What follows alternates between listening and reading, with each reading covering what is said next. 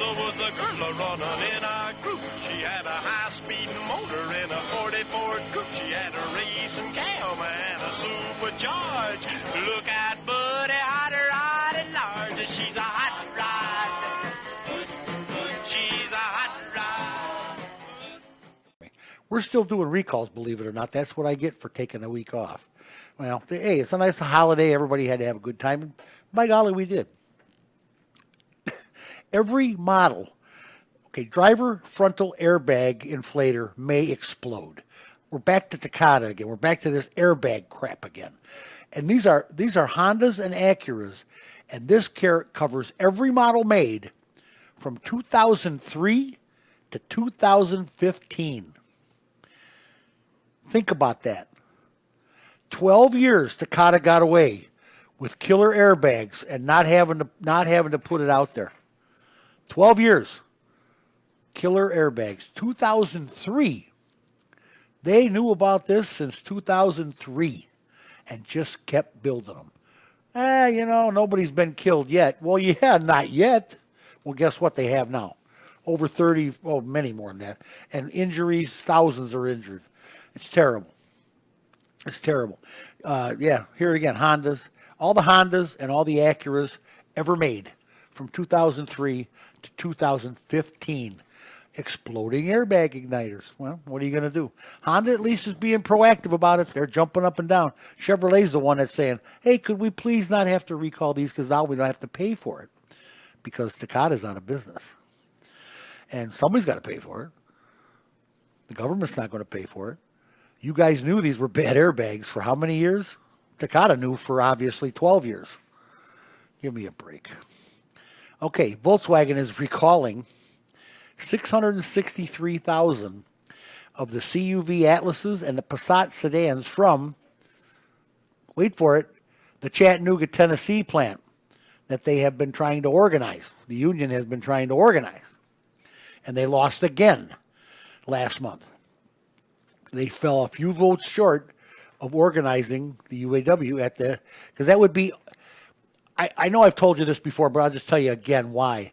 All American plants are union, but not the import cars. So Ford, Chevy, and Chrysler are all union plants in America. The plants in America that are Volkswagen, Toyota, whoever, they're non-union. Okay? And that's what this would have been a first. And in Chattanooga, Tennessee, well, it's not a big deal. It was a recall for 547,000 Volkswagens. Actually, more than that, 663,000. And they left the horizontal adjuster screw cap not installed on both the headlights. So they don't work. You got it. Well, they work, but they're shooting off over here or over there. But the deal is, you've got disgruntled employees. That's what happens when you don't let them organize and you don't let them have a voice in their future and their life. You know? I knew it wasn't going to be long before Chattanooga started spitting out cars that weren't right. FCA is recalling 82,000 Jeep vehicles, Jeep Grand Cherokees that shift into neutral all by themselves whenever they, by God, feel like it. And again, that's no good. It's gonna get you killed. That's what it's gonna do. That's just the way it is. Last but not least, Ford Focus. Ford is recalling 2012 to 2017 Focuses. You know how many of these are on the road? Well, the ones that the transmission still works, because this is the one that the transmission goes on. Okay, and they do. These transmissions are garbage. Okay, they have a recall for a faulty engine software. The engine software is for the evaporative emission system. Okay, 2012 to 2017, that's 5 years. This problem, if you don't keep, the owners are being told they have to keep their tank 1/2 full, at least, until they get the recall done. Okay? Because this recall can actually deform the plastic fuel tank. It turns on the evap system and sucks it, like a plastic bag. Honest to God, it makes the gas tank go shrivel up like a prune. Okay? Ugh. All right. That's just, that's the recalls. Thank God they're all over. Jeez. How many was that? That's a lot. And there's a lot of those cars you're driving. They're not brand new cars, all of them. It goes, well, the Hondas go back to 203, but this Ford Focus goes to 2012. These are cars that are on the road, and you're driving them. I know a couple people that are driving those Ford Focuses. I really do. I know a couple people that had to junk them because of their bad transmissions. They're terrible. Okay, cool stuff. Let's talk cool stuff for a while. Cool stuff. Everybody's waiting for the car shows to start. It's been raining. It's been crummy. That's over with. Today's weather is just the beginning of a summer that's going to be fantastic. We're waiting for this. E-Rex, Eric, and I are ready to go out this Saturday for a show in Cedar Lake. It's the Region Rides magazine, one of my sponsors. Region Rides Car, Truck, and Bike American Muscle Show. Every year, it's a yearly thing. The proceeds go to benefit Operation Combat Bike Saver and PTSD awareness. It's a great thing. It's next Saturday. If it rains, it's on Sunday, but I don't think it's going to rain. I think we're all done losing our car shows to rain. I'm telling you right now. I think it's going to be great.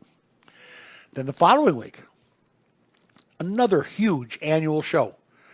July 20th at the Blue Top, Southside Cruisers annual car show from 1 to 7 p.m. And I'm going to tell you what, if you haven't been to a car show at Blue Top, it's like jumping into the set of American Graffiti. It's like going back in time. And the food is, don't get me started on the food. As you know, I'm a connoisseur of food. And I said that right, connoisseur. So the next 2 weeks, we got huge shows coming up, and they're going to be great. Oh, after that, wait, there's a couple more. Here's a great one. August the 3rd, that's about 3 weeks away. August the 3rd, Calvary Assembly of God. It's the Bugs Speed Shop annual car show, a blast from the past. It's really good. It's at the Calgary Church on West 25th Street, just over the line out of Hammond into Gary. And it's it's like Black Oak, I think it is. It was a great show last year. It's all homemade food and stuff they bring in. It's unbelievably fun. And it's not that small a show. I thought being in a church, well, it's a big church parking lot. But I didn't think it was going to be that big. And I went there last year, and I had a ball. I didn't want to go home. Plus, it was hot. It was really hot. I remember that. I remember being really tired, too, after that. And then the 17th. Matter of fact, this guy, his name is Catfish. He's a professional wrestler. He's going to be on the show, in a couple of weeks. Yeah, I have the date here somewhere. It's at the end of July. He's going to be on the show. His name is Catfish. And he runs the show with the Rust Belt Riders. Rust Belt Riders Car Club. They're out of Shelby, Indiana. The show is in Shelby, Indiana. It's on August the 17th. They have, this is a show like you've never seen before. This is like 8 or 9 hours of car show with entertainment, food, blah, blah, blah. And at the end, or towards the end, they give away a car. This year, it's an 88 Camaro. They're going to give away the 88 Camaro. Going to be really, it's just what a great show. And its benefits are I believe it's for the Legion. It's for Veterans Life-Changing Services. That's what it is. And that's just a great cause over there. We've done several shows for them over the years. I did a couple myself for out at Deja Vu at the club out there in Portage or Lake Station. And it's all for a good cause. They do a lot of good work for it and give these veterans places to stay and places to work. This is what we got to do. We got to take care of our veterans. That's for sure. I got to tell you, we lost two last week of probably the most famous people in my car world. They're right up there in the top 10 of the car people that I knew or interacted with. Lee Iacocca, okay, a national man. The next guy is a local man, region guy. But Lee Iacocca, back in the 70s, late 70s, early 80s, before I opened my own business, I got interacted with him on a Chrysler basis. I worked for Chrysler. I did a lot of troubleshooting. I did a lot of work for Chrysler, period. I was an Imperial repairman at the dealer. And that guy, Somebody's at Detroit, their daughter and son-in-law are going through on their way to Chicago for a honeymoon. The car broke down. Chrysler Imperial was a brand new car. Only certain people could fix it. Towed it in. I fixed it. Got them on the road. I got letters of commendation from these guys, and I got a personal call from Lee Iacocca. The guy was genuinely a great guy, just for getting his car fixed. And the other one, he's a region legend. He's one of three drivers that won the track championship at Illiana, Grundy County, and Raceway Park. Ray Young. Ray Young passed away last week. I heard he was living in Florida. He was late 80s, I'm sure. He was a great guy. I had him on the show 7, 8, 9, 10 years ago. And you know what? When we got done with that show, we sat outside and we talked for 2 hours with the three guys that won the track championships. Dave Weltmeyer, Mike White, and Ray Young. And Ray Young sat there and spun stories with us. If we'd have had, I'll tell you what, if I'd have had a case of beer and a jug of whiskey, we'd still be sitting there. This guy started off driving stock cars. He ran booze in Tennessee in the mountains. This is how old he was, and this is how far back in the stock car world he went. He was retired a long time, of course, when I had him on the show. What a great old guy he was. Good old boy from Tennessee. Grew up running rum, running booze for his grandpa, and learning how to drive. Came down here and made a real name for himself in the local racing circuits, all in this area. And like I say, he's one of only the three that have won the track championship at what we called the Holy Trinity around here, because that's where all of us went growing up. Grundy, Raceway, and Illiana. Rest in peace, Lee Iacocca. You're a great man. And rest in peace, Ray Young. You were a stock car driver. We're going to talk about some stuff going on around the car world that you probably should know, simply because it's not happening. Some of these things I told you, I thought Detroit blew up over the weekend. There's just all kinds of goofy stuff going on. And now here, start with this. VW, Volkswagen, and FCA Chrysler, now across the pond over there, risk big European Union emissions fines for 2021. They must lower their fleet emission averages. The problem is they don't have a reliable electric vehicle program. They're not pushing it. FCA Chrysler is way behind, and VW is just now getting into it. And the European Union, they take no guff. It's not like America where you can bribe your way out of it. You know, go to the meeting and tell this guy I'll give you some dough and that's it. That's not how it works over there. At least I don't think it does. Volkswagen Group and Fiat Chrysler could face penalties of up to 1.83 billion euros. That's $2.8 billion. And 746 million euros, $847 million, respectively.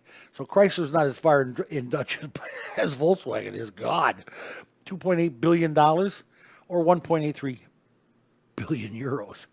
If they fail to meet European Union's set emission targets for 2021, they're a lot more stringent over there, and I'll tell you why. Here, I'll give you an example.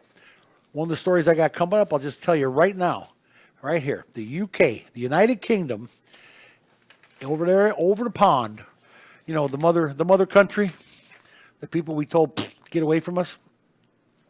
They have new legislation in the United Kingdom. They aim to make all cars sold there electric by 2035.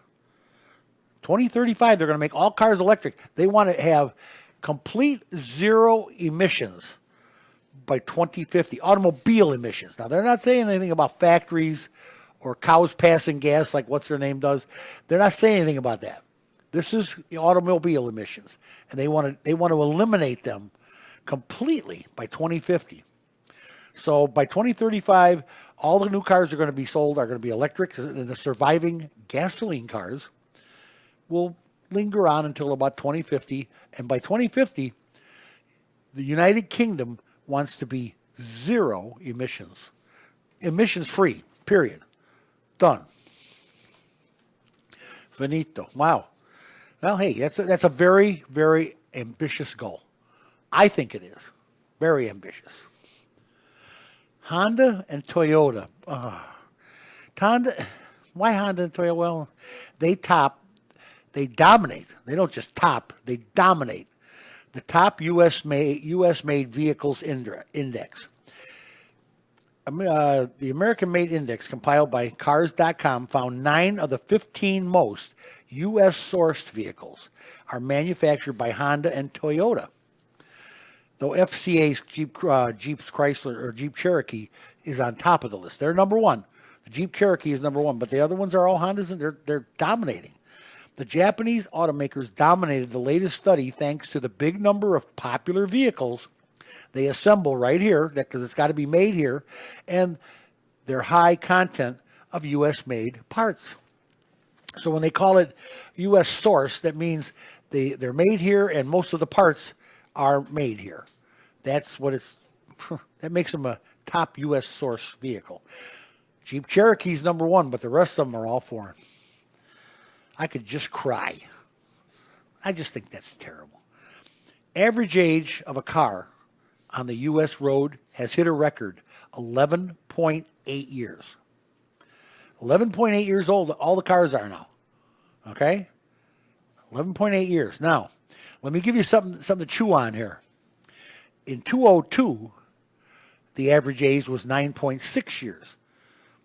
So it's gone up 2 percentage points since then. 2.2. That's not bad. But still, they're lasting longer. People are keeping them longer. Believe me, I know. My place is so busy. They're putting money into these cars left and right, trying to keep them running, keep them on the road because they still look good. They're worth it. In 1970, that's not that long ago. I mean, I was fresh out of high school. In 1970, I was already working for Oldsmobile, by the way. Or no, Chrysler at the time. 5.6 years was the average age of the car. 5.6 years. Now, that's not that long ago if you think about it. How many cars was that for you? How many cars have you had since 1970? I bet you had more from 70 to 2000 than you've had from 2000. Well, that's a bad comparison because that's a lot more time. But from 70 to 80, you had more cars than you did from 2000 to 2010. Okay, same 10 years. 5.6 years was the average age in 1970. I'm afraid to ask what it was in 1950 because cars just didn't last. It's crazy, and they weren't made to last. That was the whole idea. You can't sell new cars if they don't break. Okay, they need to break. Trust me, they need to break.